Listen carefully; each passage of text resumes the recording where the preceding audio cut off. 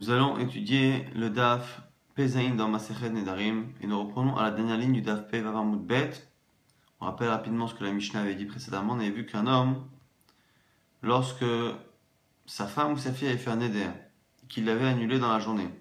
Simplement, il avait annulé le Neder de sa fille alors qu'en fait c'était sa femme qui l'avait fait. Donc il s'était trompé de personne. Il a le droit d'annuler le Neder de sa femme et celui de sa fille. Mais il s'est trompé, il pensait que c'était sa fille, c'est sa femme ou l'inverse. Après, on a parlé d'un cas aussi où il s'est trompé de type de Neder. Il pensait qu'elle allait faire un Neder d'apporter un sacrifice, alors qu'en fait elle allait faire un Neder d'être nazir ou l'inverse. Et dernier cas, elle s'est interdit un aliment et il s'est trompé d'aliment. Il pensait qu'elle s'était interdit les figues et finalement c'était les raisins ou l'inverse. On voit quoi qu'il arrive, la Phara, l'annulation n'est pas bonne puisque c'est une annulation qui est faite par erreur. Maintenant, la Gemara, dernière ligne du Daf Peva, va déduire quelque chose de la première halakha, du fait qu'on a dit que si le mari a annulé le vœu qu'il pensait de sa fille alors qu'il était de sa femme, ça ne marche pas.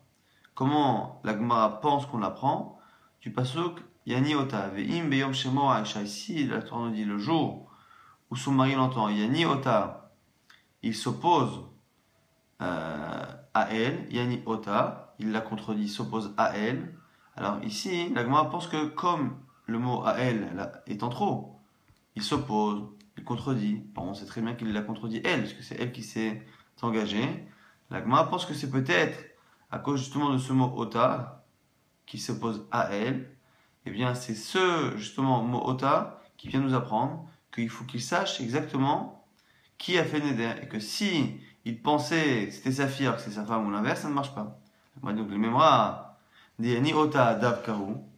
Et là, on apprend que lorsque la Torah dit Yani ota, il s'oppose à elle, ou il la contredit elle, eh bien, le ota ici, c'est Davka. C'est-à-dire que le mot est venu justement nous préciser qu'on doit savoir c'est qui. Et la Gemara nous dit un problème, c'est que le même type d'études, d'apprentissage devrait être fait sur une halakha de deuil, et dans le deuil, on voit que ça ne fonctionne pas pareil. Veha, Gabek Chaim, nous c'est la mitzvah de déchirer un vêtement lorsque l'on apprend la nouvelle, allez nous d'un décès d'un proche. Et c'est marqué là-bas, dirtiv, al, c'est marqué à propos de quelqu'un, et c'est marqué à propos, c'est en trop. Pourquoi? Parce que c'est marqué à propos de David Ameller lorsqu'il a pris la mort à la fois de Shaoul et à la fois de Jonathan, son fils. Eh bien, on dit il a Hazek David Bukadav, il a pris ses vêtements, Vaikraim, il les a déchirés, à Shaoul et à Jonathan Beno.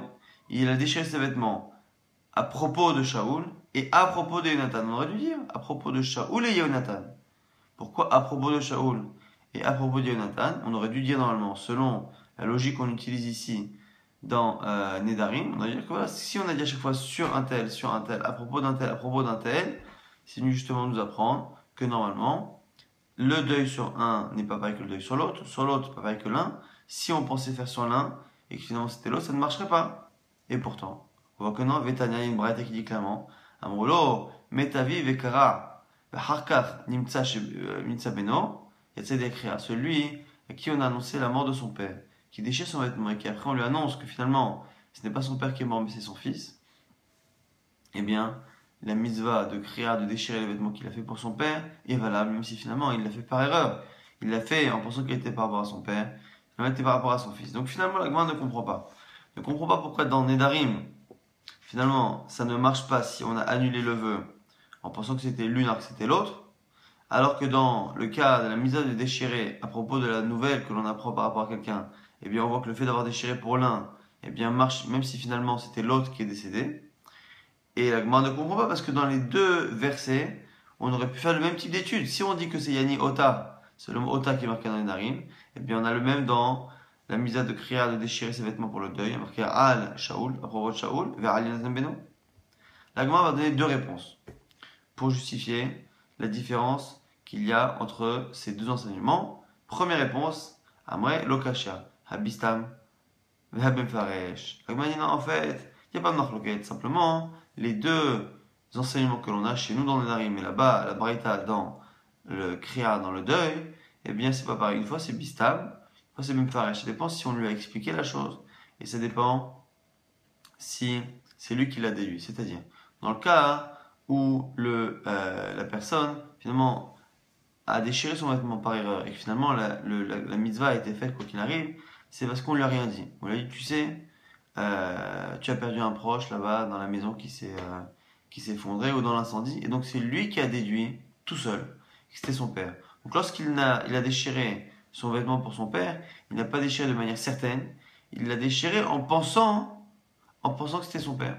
Mais comme on ne lui a pas dit de manière certaine, eh bien c'est pas certain. Et donc du coup quand après on lui apprend que c'est son fils, eh bien la mitzvah qu'il a fait de déchirer son vêtement est valable pour son fils. Par contre, quand est-ce que ça ne marchera pas? Exactement comme dans Nedarim, c'est encore ces mêmes Faresh. On lui explique clairement, on dit voilà, écoute, ton père est décédé. À ce moment-là, il déchire, en étant certain que c'est vrai. Et finalement, il se trouve que c'est son fils. À ce moment-là, ça ne marche pas. Donc finalement, il n'y a pas de contradiction. Ça dépend en fait. Si c'est clair. Et pareil pour Nedarim. Si on lui dit, écoute, quelqu'un chez toi, il y a une femme chez toi qui a fait un Neder. Et lui, il déduit que c'est sa femme. Et qu'il annule. Et bien, à ce moment-là, ça marche. Mais si on lui a dit clairement que c'était sa femme, et que c'était une erreur, à ce moment-là, ça ne marche pas. Et la Gemara confirme cette différence. Il dit Tanya, je vais te prouver que c'est vrai. Amroulo, metavi vekara vachakam nimtsa beno, le yasa il décrira. Une braïta qui nous dit clairement que celui qui a déchiré un vêtement en pensant que c'était son père, et que finalement c'est pas son père, eh ben il n'a pas fait la mise. Amroulo met, lomet, ou kasavo, avivu, on lui a dit écoute, il y a un mort dans ta famille. Et lui pense que c'est son père. Et Karav Chakam Nimsa Beno. Et après, il se trouve que c'est son fils. Il y a ça décrit, on voit que ça marche. Donc, exactement cette différence que la Gemara a proposée, on la retrouve dans un enseignement ancien de la Braïta, qui nous dit clairement qu'effectivement, lorsque quelqu'un a déchiré sur son père de manière certaine, et bien finalement, il n'a pas accompli la mise si finalement c'est son fils qui est décédé. Par contre, si on lui a simplement dit qu'il y avait un décès, et que c'est lui qui a déduit, qu'il a fait la créa, ben cette créa là va marcher, même si finalement c'est son fils. Donc c'est le premier tirou de la Gemara. Deuxième tirou sous le nom de Ravashi. Ravashi Amar, Kan betor kededibour, Kan le achar kededibour. Ça dépend à quel moment on annonce finalement qu'il y a une erreur.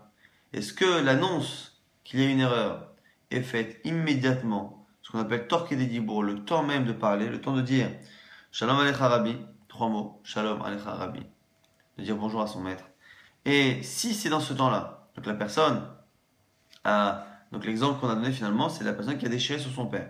Donc selon Ravashi, même si on lui a dit que c'était son père, et qu'il a déchiré, mais que dans les 3 secondes, on lui a dit non, écoute, finalement, c'est pas ton père, c'est ton fils, et bien ça marche. Si par contre on lui a dit après, ça ne marche pas. Et pareil pour Nedarim. Pareil pour Nedarim. Donc en dehors même de cette possibilité qu'on a donnée tout à l'heure de dire que ça dépend si on lui a dit clairement la chose et que c'est une erreur qui est due à une phrase claire ou une erreur due à une approximation personnelle, ou autre possibilité on a dit, c'est à quel moment, même si on lui a dit clairement la chose et que l'erreur lui a été dite clairement, est-ce que finalement l'erreur a été réparée dans les quelques instants qui suivent sa parole ou son acte, ou un peu plus tard. Donc, la Gemara dit donc voilà, Kan la chakedibour. Ah, des ka'amar, t'essayes d'écrire ce qu'on a dit que la créa, elle marche. Le fait d'avoir déchiré le vêtement pour son père, ça marche pour son fils. Si une savez novetor qui dit c'est quand on lui a dit la chose dans les quelques instants. Hadamar, tu essayes d'écrire lorsqu'on a dit que ça ne marche pas la mitzvah de déchirer. La chak qui dit c'est une fois qu'on a dépassé ce temps-là. Et la Gemara confirme effectivement que c'est comme cela, avec une braïta encore une fois un enseignement bien ancien et qui a une valeur, qui a un poids plus fort. Vehatania, Misheshlo chole bedor beto, celui qui est un malade à la maison. Venit alef, et ce malade-là perd connaissance, et la personne pense, les autres pensent qu'il est mort. Et donc du coup le proche déchire son vêtement, et après simplement il meurt. Lo yatsai décrit, ça ne marche pas. Donc si c'est la même personne, simplement il a fait la créa à un moment où il était vivant. Donc ça ne marche pas pour la même personne lorsqu'après elle décède. Rabbi Shimon pas dit à Rabbi Yehoshua ben Levi, Mishum Bar Kapara, au nom de Bar Kapara, qu'est-ce qu'on a dit? Loshanu ela shemet lachar kededibour. Val betor kededibour, kededibour damé. Mais dis attention. Attention, quand est-ce qu'on dit que ça ne marche pas? Lorsque finalement le défunt est réellement mort, quelques secondes après le moment où on a cru qu'il était mort à tort et qu'on a déchiré le vêtement. Mais si, dans les quelques instants, le temps de dire Shalom alecha Rabbi, et on ne s'est trompé que de ce temps-là, eh bien, ça marche. On voit encore une fois ici que, ici, c'est pas sur 2 personnes différentes, mais c'est sur une personne qui est vivante, une personne qui est morte. La même personne vivante est morte. On a fait la créa par rapport à la personne qui n'est pas encore morte, mais qui va mourir dans les quelques instants, le temps de dire Shalom Alecha Rabbi, eh bien, c'est suffisant pour dire que la Kriya marche. Donc on voit ici que la Kriya a une possibilité de prendre finalement son effet, la Kavana qu'on peut avoir par rapport à une Kriya, par rapport au fait déchiré, eh bien, elle a encore les quelques instants qui suivent, donc ce qu'on appelle Torque des Dibur, le temps de parler, le temps de dire Shalom Alecha Rabbi, on a ce temps-là encore pour lui changer son intention, changer de personne, ou quelqu'un qui est décédé, qui était vivant finalement, pensait à faire la mitzvah parce que maintenant il est décédé. Veil cheta, et la Gemara nous conclut la halakha, torque des dibour, qui dibour d'ame, que effectivement, lorsque une action est faite et qu'on laisse torque des dibour le temps finalement de dire shalom al-Harabi 3 mois après, eh bien, ça reste comme étant encore le prolongement de l'action précédente, donc on peut encore l'affiner et changer les kavanot et les intentions. Routz, sauf Mimegadef, celui qui maudit Akadosh Baruch Hu, il ne peut pas se reprendre et ne pas être puni. Torqué des Dibour. Verved Avda Kochavim, pareil, celui qui par la parole, eh bien, a avoué ou a accepté l'idolâtrie, eh bien, il ne peut pas se reprendre, torqué des Dibour et ne pas être puni. Ou Mekadesh, celui qui épouse une femme pareille, il ne peut pas torqué des Dibour, changer d'avis pendant ce temps-là. Ou Megaresh, pareil, celui qui divorce. Donc on a 4 actions ici qui sont des exceptions qui ne permettent pas à ce qu'une fois que la parole est faite, que ce soit le mariage, divorce, avodazara, idolâtrie donc, ou maudit à Kadosh Baruch Hu l'Alenu, eh bien ces 4 choses-là ne peuvent pas être réparées pendant ce temps-là très court qui suit, qui est Torque des Dibour, le temps de dire, de parler, de dire Shalom Alecha Rabbi. Nouvelle Mishnah. Amra Konam Tenim Varnavim Elou Shani Toremet. La femme a fait un éder par rapport à des figues et des raisins précis. Je ne veux pas goûter ces figues et ces raisins. Kiyem Latenim Kullo Kayam, nous dit la Mishnah, si il dit je confirme ton vœu par rapport aux figues, donc par rapport à une partie du vœu.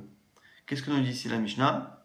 Kullo Kayam, tout le neder est accompli. On apprend ici que lorsque l'on accomplit, le mari ou le père accomplit une partie du neder, cela accomplit tout le neder. Ça redouche. Par contre, ça ne marche pas à l'envers.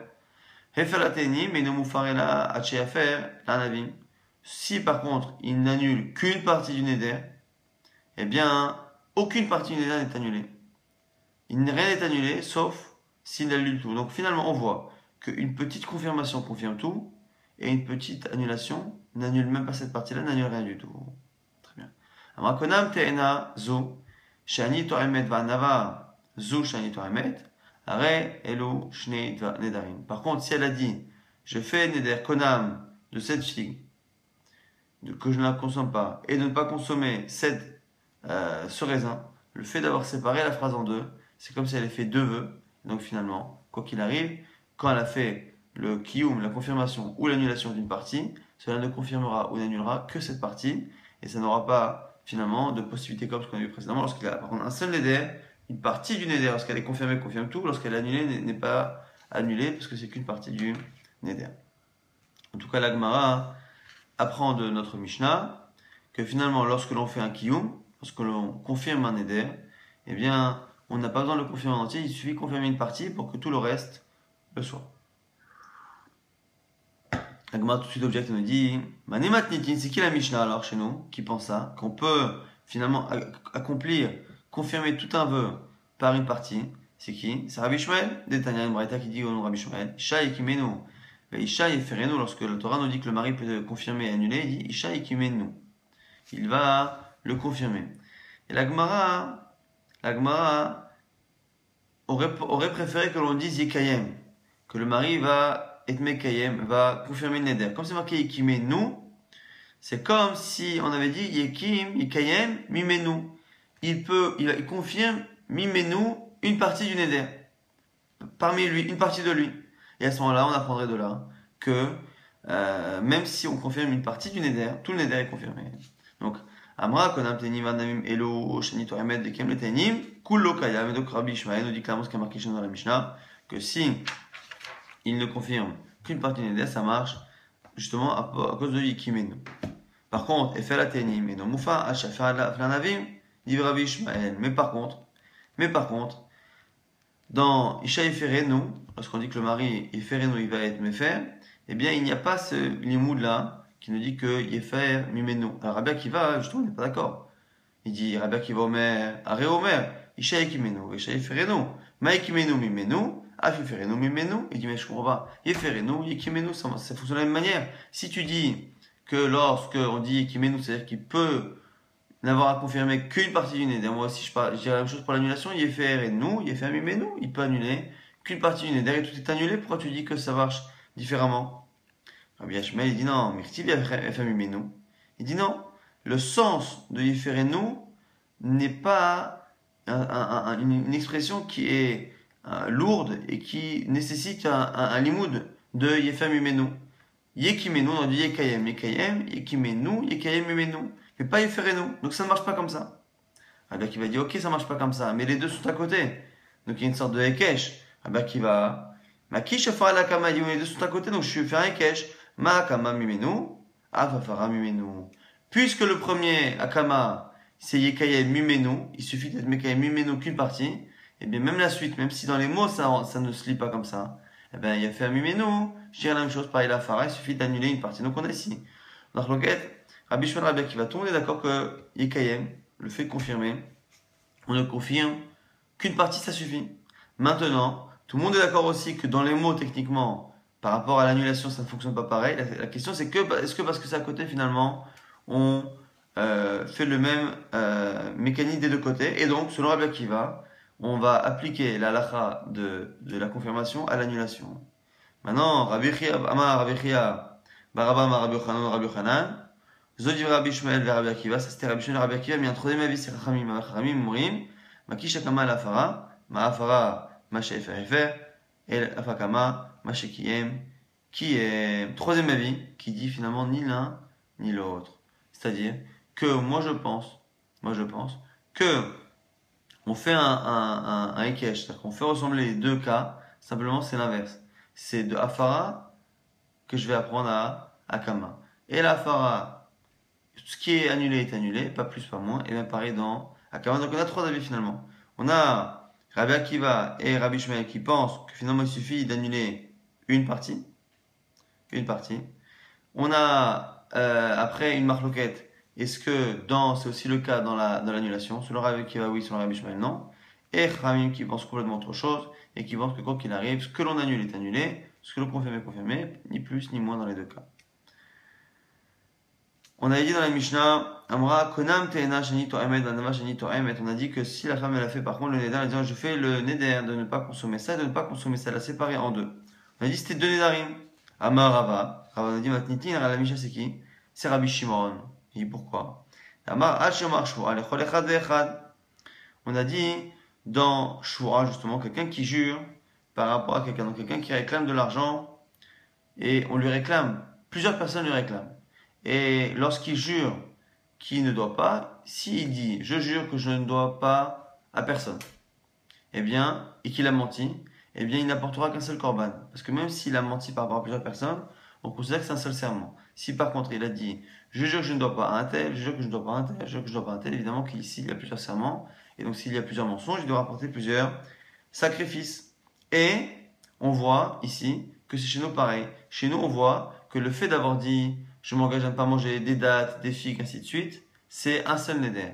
Par contre, lorsqu'il dit je m'engage à ne pas manger ça, je m'engage à ne pas manger ça, ici c'est plusieurs, et c'est à ce moment-là qu'on peut séparer les nedarim de la même manière que dans les serments, on avait séparé les serments par rapport au korbanot. Nouvelle Mishnah qu'on avait déjà étudiée il y a quelques semaines.